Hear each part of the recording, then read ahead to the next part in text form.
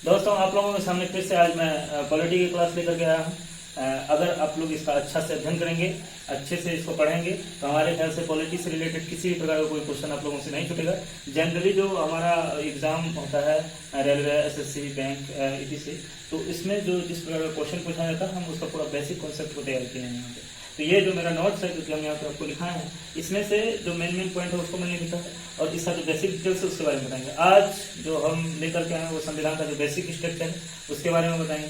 तो संविधान जो तैयार हुआ वो कैसे तैयार हुआ इसके बारे में बताएंगे।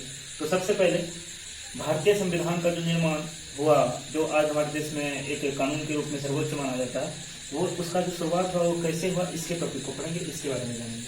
तो भारतीय संविधान का जो विकास हुआ वो 1757 में पलाशी के युद्ध और 1764 में बक्सर का युद्ध, इन दोनों युद्धों पर अंग्रेजों की विजय होने के बाद जो ईस्ट इंडिया कंपनी की स्थापना हुई, उसके बाद से भारतीय संविधान का वहां से ही विकास होना शुरू हुआ। तो सबसे पहले देखते हैं हम कि पलाशी के युद्ध और बक्सर के युद्ध, इन दोनों युद्धों में, जो कि 1757 और 1764 हुआ, इन दोनों युद्धों में अंग्रेजों का विजय हुआ। इस टॉपिक को आप समझिए।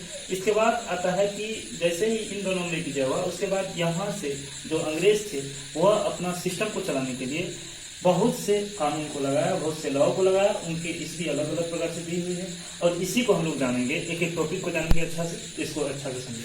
सबसे पहले 1773 में रेगुलेटिंग एक्ट आता है। 1773 में जो रेगुलेटिंग एक्ट आता है, इसके द्वारा जो केंद्रीय प्रशासन का नींव रखा गया। केंद्रीय प्रशासन मतलब हुआ कि जो केंद्र का शासन है उसका नींव रखा गया 1773 में। इसके बाद आता है 1781 में एक्ट ऑफ सेटलमेंट। 1781 में आता है एक्ट ऑफ सेटलमेंट।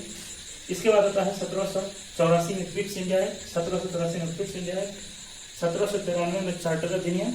इसके बाद आता है 1813 में जो 1813 है, इसमें पादरियों को भारत आने की अनुमति मिली थी। अर्थात कि जो उस समय ईस्ट इंडिया कंपनी की भारत में स्थापना हुई थी, उस समय जो अंग्रेज थे वो अपने धर्म का प्रचार प्रसार करने के लिए पादरियों को भारत आने की अनुमति मिली थी 1813 में।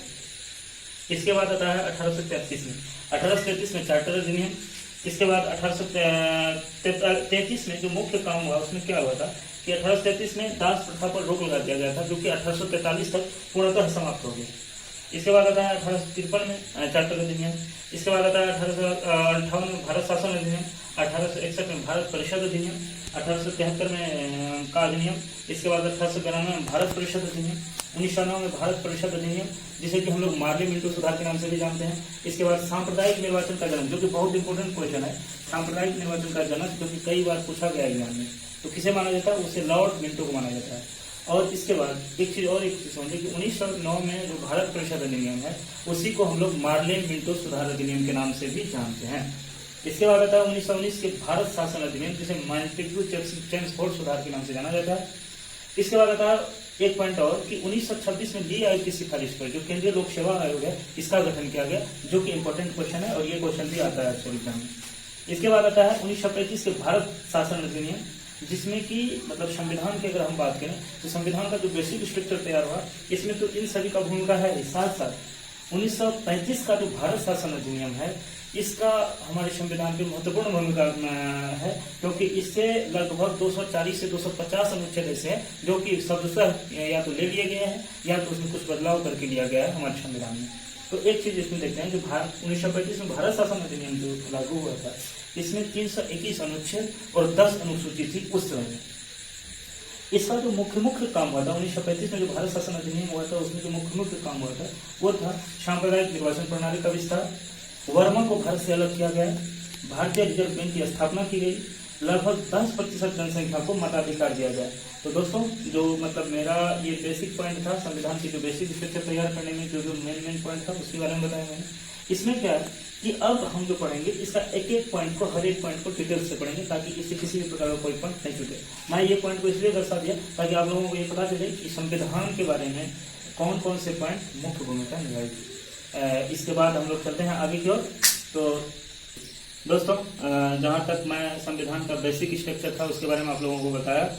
इसके बाद जो संविधान का मेन आता है कि जो कि अनुच्छेद है, जो कि हम लोग जानते हैं कि संविधान में कुल 395 अनुच्छेद, 22 भाग और 12 अनुसूची है वर्तमान समय। जबकि अगर पहले की बात करें, जिस समय संविधान पारित हुआ था, उस समय 22 भाग, 395 अनुच्छेद और 8 अनुसूचियां थी। तो अभी वर्तमान में अगर हम देखें तो जो 395 अनुच्छेद है जिसके तहत पूरा देश में कानून व्यवस्था लागू की गई है या चलती है, इसके विषय में अगर हम जाने तो ये हम जान लेते हैं कि पार्ट वाइज कि कौन सा अनुच्छेद किसके अंतर्गत आता है। अगर इसको हम जान लेते हैं तो इसमें क्या होगा कि हम अगर पार्ट वाइज इसका अध्ययन करेंगे, एक एक पॉइंट को लेकर के अध्ययन करेंगे, तो आगे होकर के किसी भी प्रकार का कोई परेशानी नहीं होगा। और जब ये याद रहेगा आप लोगों को कि कौन सा अनुच्छेद किसके अंतर्गत आता है, तो हो सकता है कि उससे रिलेटेड जो पॉइंट हो वो ऑटोमेटिक आपके दिमाग में हो, इसमें कोई परेशानी नहीं होगी। तो हम लोग चलते हैं जो संविधान का कुल 395 अनुच्छेद है, इसके बारे में जानते हैं कि कौन सा अनुच्छेद किसके अंतर्गत आता है। तो चलिए, सबसे पहले संघ एवं उसका राज्य क्षेत्र अनुच्छेद 1 से 4 तक में आता है। इसके बाद नागरिकता की बात करें तो वो अनुच्छेद 5 से 11 तक में आता है। इसके बाद अगर मौलिक अधिकार की बात करें तो अनुच्छेद 12 से 35 तक में आता है। इसके बाद बात करें अगर नीति निर्देशक तत्व की तो वो 36 से 51 तक में आता है। इसके बाद बात करें अगर हम मूल कर्तव्य की तो वो 51 के क में आता है। इसके बाद अगर हम बात करें संघ की तो अनुच्छेद 52 से 151 के अंतर्गत आता है। इसके बाद अगर हम बात करें राज्य की तो अनुच्छेद 152 से 237 के अंतर्गत आता है। पहली अनुसूची के भाग ख के राज्य जो कि अनुच्छेद 238 के निश्चित के अंतर्गत रखा गया है। इसके बाद आता है संघ राज्य क्षेत्र जो कि अनुच्छेद 239 से 242 तक है। इसके बाद है पंचायतें जो कि 243 के क से 9 तक है। इसके बाद आता है नगर पालिकाएं जो कि 243 के त से लेकर 243 के य 6 तक है। इसके बाद आता है सहकारी समितियां जो कि अनुच्छेद 243 के य ज से लेकर के य 9 तक है। इसके बाद आता है अनुसूचित जाति और जनजाति क्षेत्र जो कि अनुच्छेद 244 और 244 के क में आता है। इसके बाद आता है संघ और राज्यों के बीच संबंध जो कि अनुच्छेद 245 से 263 तक आता है।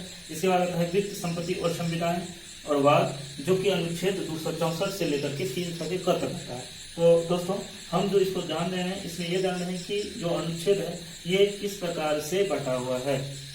इसके जो हम इसका जो अध्ययन करेंगे, जैसे कि अगर हम संघ और उसका राज्य क्षेत्र की बात करें तो अनुच्छेद 1 से 4 तक में आता है। तो अनुच्छेद 1, 2, 3 और 4 जो आता है वो इसी के अंतर्गत आता है। फिर नागरिकता की बात करें तो वो 5 से 11 तक में आता है, क्योंकि 5, 6, 7, 8, 9, 10, 11 इस प्रकार से हम सबका अध्ययन करेंगे। तो सबसे पहले हम जो वित्त संपत्ति संविधान और वाद की बात करें तो वो 264 से 300 तक आता है। इसके बाद हम देखते हैं कि भारत के राज्य क्षेत्र के भीतर व्यापार, अगर कोई व्यापार कर रहा है, किसी का वाणिज्य एवं समागम जो है वो अनुच्छेद 301 से 307 तक में है। इसके बाद आता है संघ एवं राज्यों के अधीन सेवाएं जो अनुच्छेद 308 से 327 तक में आता है। इसके बाद है अधिकरण जो कि 327 के क 327 के ख में आता है। इसके बाद है निर्वाचन जो कि 324 से लेकर के 329 तक आता है। इसके बाद आता है कुछ वर्गों के संबंध में विषय उपबंध जो कि 330 से लेकर के 342 तक आता है। इसके बाद है राजभाषा जो कि अनुच्छेद 343 से लेकर के 351 तक आता है। इसके बाद आता है आपात उपबंध जो कि वेरी वेरी इंपॉर्टेंट है, वो है 352 से लेकर के 360 तक। इसके बाद आता है प्रकृति जो कि 361 से 367 तक है। संविधान संशोधन जो कि 368 में है। हम लोग जानते हैं कि जो संविधान संशोधन होता है, कई बार संविधान संशोधन किए गए हैं, अभी तक में बहुत से सुधार हुए हैं या बहुत से कानून को हटाया गया है, बहुत से कानून को लाया गया है। तो वो जो संविधान संशोधन होता है वो अनुच्छेद 368 के अंतर्गत ही आता है। इसके बाद हम बात करें तो अस्थायी संक्रमणकालीन और विषय उपबंध जो है वो अनुच्छेद 369 से लेकर के 392 तक है। इसके बाद आता है संक्षिप्त नाम प्रारंभ हिंदी में प्राधिकृत पाठ जो कि 393 से 395 तक है। तो दोस्तों, मैंने जो कुल अनुच्छेद था उसके बारे में पार्ट वाइज आपको बता दिया हूँ कि किस प्रकार से कौन सा अनुच्छेद किसके अंतर्गत आता है। तो इसमें से एक पॉइंट को और जान लेते हैं कि जैसे कि संविधान का जो निर्माण हुआ, इसके बारे में जो बेसिक स्ट्रक्चर था वो मैंने आपको बताया। इसके बाद कई प्रकार की संविधान सभाएं हुई जो कि जिसमें कि मैंने रखा है 9 दिसंबर 1946, 11 दिसंबर 1946, 13 दिसंबर 1946। तो ये सब डेट को भी याद रखना है। और इसके बारे में भी हम बताएंगे कि कैसे संविधान सभाएं की बैठक हुई थी, किस प्रकार से उसमें डॉक्टर सच्चिदानंद सिन्हा को अस्थायी अध्यक्ष बनाया गया था और डॉक्टर राजेंद्र प्रसाद को अस्थायी अध्यक्ष चुना गया था। तो ये पूरी प्रोसेस को हम बताएंगे आगे चल करके। लेकिन एक दो पॉइंट और जान लेते हैं। जैसे कि संविधान का जो निर्माण हुआ था उसमें कुल जो समय लगा था वो 2 वर्ष 11 महीना 18 दिन लगा था। इसके बाद बहस हुई थी 114 दिन संविधान सभा में। और इसके बाद जब संविधान पारित हुआ था जिस समय, उस समय संविधान में कुल 22 भाग 395 अनुच्छेद और 8 अनुसूचित। वर्तमान समय में जो संविधान है उसमें से 22 भाग 395 अनुच्छेद और 12 अनुसूचियां हैं अभी वर्तमान समय में। तो मैंने इसके बारे में आपको बताया, संविधान का जो अनुच्छेद था उसके बारे में पूर्ण रूप में बताया, कैसे निर्माण हुआ इसके बारे में अभी नहीं मतलब वो भी बताया है। इसमें कुछ कुछ पॉइंट और छुटा हुआ है जो कि मैं आपको अगले वीडियो में बताऊंगा। यहाँ तक में जो आप समझे हैं इसको अच्छे से याद कीजिए, और हो सकता है इससे रिलेटेड बहुत से क्वेश्चन आता है एग्जाम में, तो आप अगर इसको याद करते हैं तो इससे रिलेटेड किसी भी प्रकार का कोई क्वेश्चन आपसे नहीं छूटेगा। तो दोस्तों मैंने आज का क्लास यहीं पे समाप्त करता हूँ, और ये मतलब इसमें आप लोगों का सपोर्ट चाहिए। अगर आप लोगों को वीडियो अच्छा लगता है तो आप प्लीज़ शेयर, सब्सक्राइब और लाइक कीजिए। अगर आप लोग इसे पसंद कीजिएगा तो हम हो सकता है कि आगे इस प्रकार के और वीडियो बहुत से बनाएं जिसमें कि आप लोगों को पढ़ाई में सपोर्ट मिलेगा। धन्यवाद।